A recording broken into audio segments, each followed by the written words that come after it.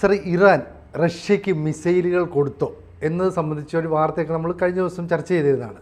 ഇപ്പം Wall Street ജേർണലിൽ ഇത് സംബന്ധിച്ചൊരു പുതിയ വാർത്ത വന്നു എന്ന് പറയുന്നുണ്ട്. അപ്പോൾ ഇറാൻ ഇത് സംബന്ധിച്ച് ഔദ്യോഗികമായി എന്തെങ്കിലും ഒരു വിശദീകരണം നൽകുകയോ ഒരു ക്ലാരിഫിക്കേഷൻ നൽകുകയോ എന്തെങ്കിലും ചെയ്തിട്ടുണ്ട്? ഇറാൻ നിഷേധിച്ചിട്ടുണ്ട്.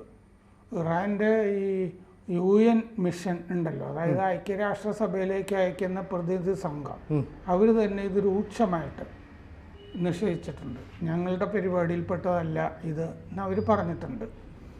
അപ്പോൾ വാൾ സ്ട്രീറ്റ് ജേർണൽ കഴിഞ്ഞ ദിവസം ആണ് ഇങ്ങനെ ഷോർട്ട് റേഞ്ച് ലഘുദൂര ballistic missile, short range ballistic missile Fath 360, Fath എന്നാണ് മിസൈലിൻ്റെ പേര്, നമ്മൾ ബ്രഹ്മോസ് എന്നൊക്കെ പറയുന്നത്. അത് ഉൾപ്പെടെയുള്ള മിസൈലുകൾ കൊടുക്കാനായിട്ട് കരാറായി എന്നൊക്കെയാണ് വാൾ സ്ട്രീറ്റ് ജേർണൽ പറഞ്ഞിരുന്നത്. അവർ ഓഗസ്റ്റ് ആദ്യം ഇത് സംബന്ധിച്ച ഇതൊക്കെ ഉണ്ടായി എന്നൊക്കെ പറഞ്ഞു. പക്ഷേ ഈ ഇടയ്ക്കിടയ്ക്ക് ഇങ്ങനത്തെ റിപ്പോർട്ടുകൾ വരാറുണ്ട്. ഇറാൻ റഷ്യയ്ക്ക് മിസൈൽ കൊടുത്തു എന്ന് പറഞ്ഞിട്ട്. ഒന്നാമത് ഇറാനെതിരെ ഉപരോധങ്ങൾ ധാരാളം ഉണ്ടല്ലോ അമേരിക്കയ്ക്ക്. അപ്പോൾ ഇറാനെ ചീത്തയാക്കണം, പിന്നെ ഉക്രൈന് കൂടുതൽ ആയുധങ്ങൾ അമേരിക്കയ്ക്കൊക്കെ കൊടുക്കേണ്ടി വരും. അപ്പോൾ റഷ്യ ഈ ഒരു ഉപരോധിക്കപ്പെട്ട രാജ്യത്തിൽ നിന്ന്, ഇറാനിൽ നിന്ന് ഇതൊക്കെ മേടിക്കുന്നു, എന്നാൽ പിന്നെ ഞങ്ങൾ യുക്രൈന് കൊടുക്കും. അപ്പോൾ യുക്രൈന് കൊടുക്കുന്നതിന് ന്യായമായല്ലോ, ഇവിടെ ഒന്നും സംഭവിക്കുന്നില്ലെങ്കിലും. അങ്ങനെ ഒരു ദുഷ്ടലാക്ക് ഇതിലുണ്ടാകാം. റോയിട്ടേഴ്സ് ഇല്ലേ, വാർത്താ ഏജൻസി, പ്രധാനപ്പെട്ട ഒരു വാർത്താ ഏജൻസിയാണ്. റോയിട്ടേഴ്സ് ഓഗസ്റ്റ് ആദ്യം ഇങ്ങനൊരു റിപ്പോർട്ട് പ്രസിദ്ധീകരിച്ചിരുന്നു. ഇറാൻ മറ്റേ റഷ്യയ്ക്ക് മിസൈൽ കൊടുക്കുന്നു എന്ന് പറഞ്ഞിട്ട്. അതിൽ അവർ യൂറോപ്പിൽ നിന്നുള്ള 2 ഇൻ്റലിജൻറ്റ് ചാരസംഘടന ഉറവിടങ്ങളെ ആശ്രയിച്ചാണ് ഇതെന്ന് പറഞ്ഞിരുന്നു. യൂറോപ്പിൽ നിന്നുള്ള 2 മറ്റേ സംഘടനാ നേതാക്കൾ പറഞ്ഞാണെന്ന് പറഞ്ഞിരുന്നു. വേറെ ആളുകളെയൊന്നും അതിൻ്റെ അകത്ത് ഉദ്ധരിച്ചൊന്നുമില്ല. അപ്പോൾ റിപ്പോർട്ട് ശരിയാണോ എന്നറിയാനൊക്കെ വലിയ സംശയമുള്ള റിപ്പോർട്ടായിരുന്നു റോയിട്ടേഴ്സിൻ്റെ. റഷ്യൻ സൈനികർക്ക് ഫാത്ത് 360 മിസൈൽ അതെങ്ങനെയാണ് പ്രയോഗിക്കുക എന്നുള്ള പരിശീലനം ഇറാനിൽ കൊടുക്കുന്നുണ്ട് എന്നും റോയിട്ടേഴ്സിൻ്റെ റിപ്പോർട്ടിലുണ്ടായിരുന്നു. 2023 ഡിസംബർ 13 കരാറൊപ്പിട്ടത്. ഈ ഫാത്ത് 360 മാത്രമല്ല, അബബിൽ എന്ന് പറഞ്ഞിട്ട് മിസൈലും കൂടി കൊടുക്കാൻ എന്ന് റിപ്പോർട്ടിലുണ്ടായിരുന്നു ഇതിൻ്റെ അകത്തൊക്കെ. പക്ഷേ ഇതിനു വേണ്ടി ഇങ്ങനെ കരാറ്, ഈ മിസൈലിൻ്റെ പേര് പറഞ്ഞിട്ടൊക്കെ കരാറൊപ്പിടും എന്ന് കരുതാൻ വയ്യ. ഡിഫൻസ് കോപ്പറേഷൻ എന്നൊക്കെ പറഞ്ഞിട്ടാണ് ഈ പ്രതിരോധ സഹകരണം, അങ്ങനെയൊക്കെ പറഞ്ഞിട്ടാണ്. അല്ലാതെ മിസൈലിൻ്റെ പേരും ഒക്കെ പറഞ്ഞ് അതിന് ഇത്ര പൈസ ചെയ്യാനൊക്കെ സാധ്യത വളരെ കുറവാണ്. അപ്പോൾ ഇത് ഇറാൻ്റെ തലസ്ഥാനമായ ടെഹ്റാനിലുള്ള എയ്റോസ്പേസ്, അവിടുത്തെ സർക്കാർ വക എയ്റോസ്പേസ് ഇൻഡസ്ട്രീസ് ഓർഗനൈസേഷൻ, അവരാണ് സപ്ലൈ ചെയ്യുക എന്നൊക്കെ പറഞ്ഞിട്ട് ഈ റിപ്പോർട്ടിലുണ്ടായിരുന്നു കഴിഞ്ഞ ദിവസം. ഈ ഫാത്ത് എന്ന് പറയുന്ന മിസൈൽ 120 കിലോമീറ്ററാണ് റേഞ്ച്, ലഘുദൂര മിസൈലാണെന്നർത്ഥം. നമ്മുടെ ബ്രഹ്മോസ് 750 കിലോമീറ്ററാണ്. അപ്പം ഇത് 120 കിലോമീറ്റർ ആണെങ്കിലും ഭയങ്കര സ്പീഡാണ്. ഇതിനെ ഈ കണ്ടുപിടിക്കാനൊക്കെ വലിയ പ്രയാസമാണ്. അത്ര വേഗത്തിലാണ് പോകുന്നത്. 150 കിലോ ഉള്ള ഒരു വാർഹെഡ് എന്ന് പറഞ്ഞാൽ അതിലുപയോഗിക്കുന്ന ആയുധം, അതാണ് പറയുന്നത്. 150 കിലോയുടെ ഒരു ഇതുകൂടി ഘടിപ്പിക്കാതിൽ അങ്ങനത്തെ മിസൈലാണത്. അതിന് ഈ ഉപഗ്രഹം വഴി ഉള്ള ഗൈഡൻസ് നിയന്ത്രിക്കാം. അതിനെ ഇൻ്റർസെപ്റ്റ് ചെയ്യാനാവില്ല. അതായത് ഭയങ്കര സ്പീഡുള്ളത് കൊണ്ട് വേറൊരു മിസൈലിന് ഇതിനെ തകർക്കാനോ മറ്റോ ഒക്കെ വലിയ പ്രയാസമാണ്. അതാണ് ആ ഫാത്ത് എന്ന് പറഞ്ഞാൽ ഇതിന്. പക്ഷേ ഇങ്ങനത്തെ വാർത്ത വരുന്നതിൻ്റെയൊക്കെ ഒരു കാരണമായിട്ട് പറയുന്നത്, ഇനി എങ്ങാനും ഇറാൻ ഈ ഫാത്ത് മിസൈൽ റഷ്യക്ക് കൊടുത്തിട്ടുണ്ടെങ്കിൽ അത് അപകടമാണല്ലോ എന്ന് അമേരിക്കയ്ക്ക് ഭയം വന്നിരിക്കുന്നു എന്നാണ്. യുക്രൈനിൽ ഇതൊക്കെ ഇനി പ്രയോഗിച്ച് തുടങ്ങിയാൽ ചില ടാർഗറ്റുകളൊക്കെ പെട്ടെന്ന് തകർക്കാൻ പറ്റും, നല്ല സ്പീഡിൽ പോയിട്ട്.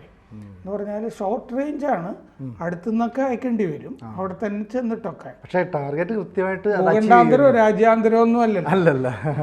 അതെ, ടാർഗറ്റ് അത്യാവശ്യമൊക്കെ അച്ചീവ് ചെയ്യും. അപ്പോൾ US പേടി വന്നിരിക്കുന്നു എന്നാണ് പറയുന്നത്. അത് institute for the study of വാർ അമേരിക്കയിൽ അങ്ങനെ ഒരെണ്ണമുണ്ട്. അവരുടെ റിപ്പോർട്ടുകളിൽ ഇങ്ങനെ പറഞ്ഞിട്ടുണ്ട്, യുക്രൈന് ഭീഷണിയാണ് ഇങ്ങനെ സംഭവിച്ചിട്ടുണ്ടെങ്കിൽ എന്നൊക്കെ അവർ പറഞ്ഞിട്ടുണ്ട്. 2 കൊല്ലം മുമ്പ് ഈ ബ്ലൂംബർഗ് എന്ന് പറഞ്ഞിട്ടൊരു ഓൺലൈൻ സൈറ്റ് ഉണ്ടല്ലോ, ബ്ലൂംബർഗ്, ബിസിനസ്സും ഒക്കെയാണ് പ്രധാനമായിട്ട്. ബ്ലൂംബർഗിലും ഈ ഫാത്ത് 360 ഇറാൻ കൊടുക്കുന്നു എന്ന് പറഞ്ഞൊരു റിപ്പോർട്ട് വന്നിരുന്നു നേരത്തെ തന്നെ. ഈ പാലക്കാട്ട് ഈ രാമശ്ശേരി ഇഡ്ഡലി എന്ന് പറഞ്ഞിട്ടൊരു സംഗതിയില്ലേ, മുമ്പൊക്കെ ഞാൻ ഇത് 5 കൊല്ലം കൂടുമ്പോൾ പത്രങ്ങളിൽ ഫീച്ചറായിട്ട് വരുമായിരുന്നു രാമശ്ശേരി ഇഡ്ഡലി. ഇപ്പോൾ അതിൻ്റെ വ്യത്യാസം എന്താണെന്ന് വെച്ചാൽ എല്ലാ ദിവസവും രാമശ്ശേരി അതിന് ഓരോരോ പ്രത്യേകതകളൊക്കെ പറയട്ടല്ലേ. ഇപ്പൊ യൂട്യൂബിലും കാണാം. പാലക്കാട്ട് വന്നാൽ പിന്നെ രാമശ്ശേരി ഇഡ്ഡലി കഴിക്കണമല്ലോ. ഒരു സ്ത്രീരത്നത്തിന്റെ തിരുവനന്തപുരത്തുള്ള ഒരു പാചകരത്നത്തിന്റെ വീഡിയോ കണ്ടു, വീണ്ടും രാമശ്ശേരി ഇഡ്ഡലി അല്ലേ. ആദ്യമായിട്ട് അവതരിപ്പിക്കുന്നത് അതേ ഒരു ഫ്രഷ്നെസ് വെച്ചിട്ടാ പറയുന്നത് അല്ലേ. ഇതിങ്ങനെ പറഞ്ഞ് ആളുകൾ വായിച്ചും കേട്ടും മടുത്തിരിക്കുകയാണ്. മുമ്പ് 5 കൊല്ലം കൂടുമ്പോഴായിരുന്നു, ഇപ്പൊ എല്ലാ ദിവസവും കാണുന്നുണ്ട് ഈ ഇഡ്ഡലി.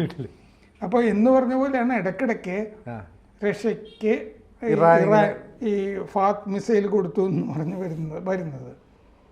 അത് ബ്ലൂംബർഗിൽ വന്ന ശേഷമാണ് റോയിട്ടേഴ്സ് വന്നത്. ചിലപ്പോൾ ചില ലേഖകന്മാരോട് ഇപ്പം എന്താ റിപ്പോർട്ടൊന്നും കാണാത്ത എന്ന് ചോദിക്കുമ്പോൾ, ബോസ് ചോദിക്കുമ്പോഴേ ഈ ബ്ലൂംബർഗോ എവിടെയെങ്കിലും വന്നൊക്കെ എടുത്തിട്ട് ചെയ്തൊക്കെ അയക്കുകയൊക്കെ ചെയ്യും, അങ്ങനെയൊക്കെ ആയിരിക്കും. അപ്പോൾ ഫാത്ത് റഷ്യയിൽ ടൊർണാഡോ എന്ന് പറഞ്ഞിട്ടൊരു മിസൈലുണ്ട്. ആ ടൊർണാഡോ മിസൈലിന് സമാനമാണ് ഈ ഫാത്ത്, നല്ല സാമ്യമുണ്ടത്. അമേരിക്കയുടെ ഹിമാസ് HIMARS M270 ഈ മിസൈലാണ് ഇപ്പോൾ യുക്രൈനിൽ ധാരാളമായിട്ട് ഉപയോഗിച്ചുകൊണ്ടിരിക്കുന്നത്. ആ അമേരിക്കൻ മിസൈലിൻ്റെ അത്ര കൃത്യത ഈ ഫാത്ത് ഇറാൻ മിസൈലിനില്ല. ആ ഹിമാസ് US മിസൈൽ യുക്രൈനിൽ ധാരാളം ഉപയോഗിച്ച് അതൊക്കെ വെച്ചിട്ടാണ് ഈ റഷ്യയുടെ പാലങ്ങളൊക്കെ തകർക്കുന്നത്. ഈ അമേരിക്കൻ മിസൈൽ വെച്ചിട്ടാണ് യുക്രൈൻ ചെയ്തുകൊണ്ടിരിക്കുന്നത്.